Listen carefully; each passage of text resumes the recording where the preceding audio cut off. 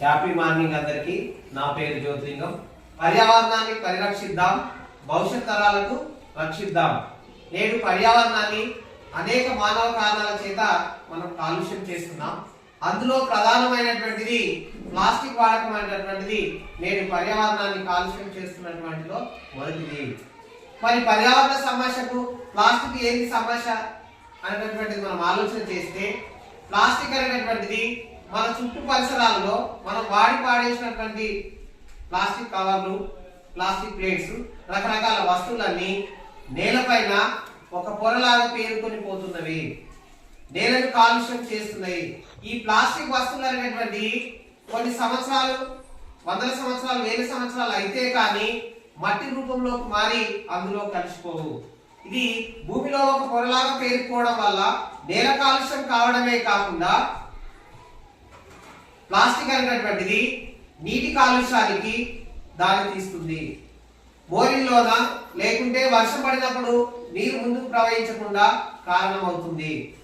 పట్టణ ప్రాంతాల్లో, గ్రామీణ ప్రాంతాల్లో మోరీలలో ప్లాస్టిక్ నిండిపోవడం వల్ల నీరు రోడ్లపైకి వస్తుంది.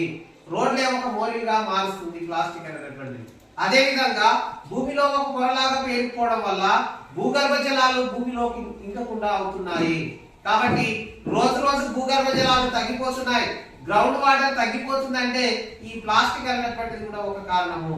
అందుకే భూగర్భ జలాలు పెరగాలంటే ఈ ప్లాస్టిక్ ను తగ్గించాలి. నేల కాలుష్యాన్ని తగ్గించాలంటే ఈ ప్లాస్టిక్ ను వాడకూడదు. మరి ప్లాస్టిక్ ను వాడకూడదు, ప్లాస్టిక్ వల్ల ఇన్ని సమస్యలు వస్తున్నాయి అంటే మనం ప్రత్యామ్నాయం ఎంచుకోవాలి.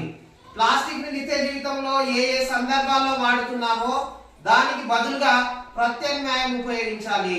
ప్లాస్టిక్ కవర్లకు బదులుగా బట్టతోని లేదా గోనె సంచులతోని తయారు చేసినటువంటి వస్తువులను ఉపయోగించాలి. అదే విధంగా ప్లాస్టిక్ ఎక్కడైతే మనం బాగా ఉపయోగించి వాడి పారేస్తున్నామో దాన్ని అంతా సేకరించి రీసైక్లింగ్ గా ఉపయోగించాలి. కానీ ఎక్కడంటే అక్కడే వాడి పారేస్తూ పోతే కుప్పలు కుప్పలుగా, పట్టణ ప్రాంతాల్లో కుప్పలు కుప్పలుగా పేరుకుపోతుంది. అదే విధంగా ప్లాస్టిక్ అనేటటువంటిది వాడకూడదు అనేటటువంటిది ప్రధాన లక్ష్యంగా పెట్టుకోవాలి. ప్లాస్టిక్ వాడకూడదు అనేటటువంటిది ప్రజలకు అవగాహన కల్పించాలి. కళారూపాల్లోనూ ఇంకా రకరకాల రూపాల్లో టీవీ, ప్రసార మాధ్యమాల ద్వారా ప్రజలకు ప్లాస్టిక్ పైన అవగాహన కలిగించాలి. అప్పుడు మాత్రమే ప్లాస్టిక్ వాడకుండా ఉంటుంది. లేదా తక్కువగా వాడతాం, వాడినటువంటి దాన్ని లేదా రీసైక్లింగ్ చేస్తాం. అదే విధంగా నేటి బాలలే రేపటి పౌరులు. నేటి విద్యార్థులకు ప్లాస్టిక్ వల్ల ఎదురయ్యే ముప్పును, ప్లాస్టిక్ వల్ల ఎదురయ్యే సమస్యలను అవగాహన కల్పిస్తే భవిష్యత్ తరాల్లో వీళ్ళు పెద్దగైన తర్వాత లేదా నిత్య జీవితంలో ప్లాస్టిక్ ను వాడరు, వాడిన తగిన రీతిలో ఉపయోగిస్తారు.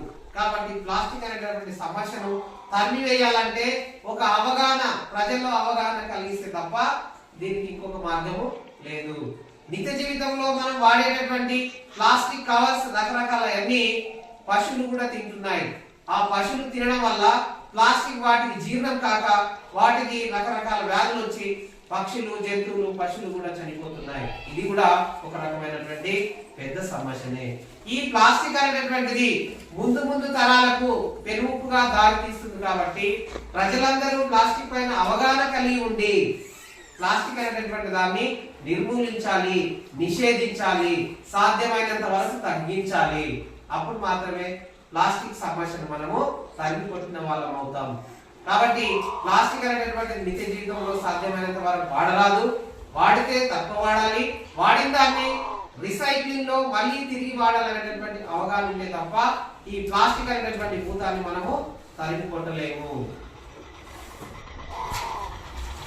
కాబట్టి ప్రజలందరూ ప్లాస్టిక్ పైన అవగాహన కలిగి ఉండి ప్లాస్టిక్ ను నిత్య జీవితంలో వాడకుండా ఉండి మనం పర్యావరణాన్ని కాపాడాలనేటువంటి ఆలోచన అందరిలో కలగాలి. అప్పుడు మాత్రమే ఈ సమస్యను మనము లేకుండా చేయగలం.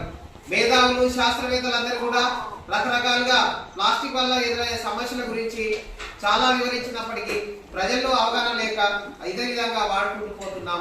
కానీ ఇది భవిష్యత్ తరాలకు మంచిది కాదు. కావున ప్లాస్టిక్ ను నిర్మిద్దాం, పర్యావరణాన్ని కాపాడుదాం అనే రీతిలో మనం అందరము ప్లాస్టిక్ పైన అవగాహన కలిగి ఉండి పర్యావరణాన్ని సంరక్షించుకోవాలి.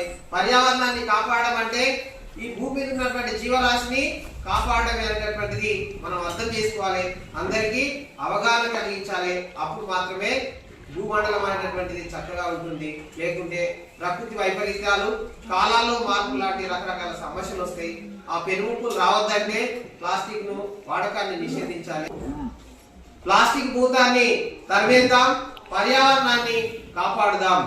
అందరికీ ధన్యవాదములు.